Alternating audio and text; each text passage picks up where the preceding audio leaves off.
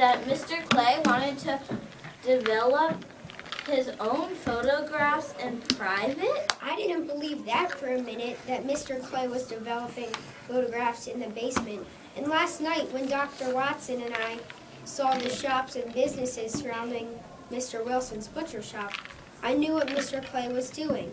He was digging a tunnel. A tunnel in my basement? A tunnel to where? The underground vault of the bank next door. You are so clever, Mr. Holmes. Actually, it was you, Mrs. Hudson, who gave me the idea. You said Mr. Clay wanted that job at Mr. Wilson's butcher shop so badly that he's willing to work dirt cheap. Amazing, Holmes, but how could you be sure that the theory was right?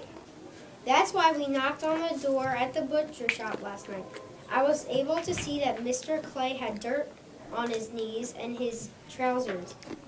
It could only mean that his hands and knees in the basement tunnel while Mr. Wilson were upstairs sleeping. And how did you know that the robbery was going to happen last night? I believe I know. I believe I know.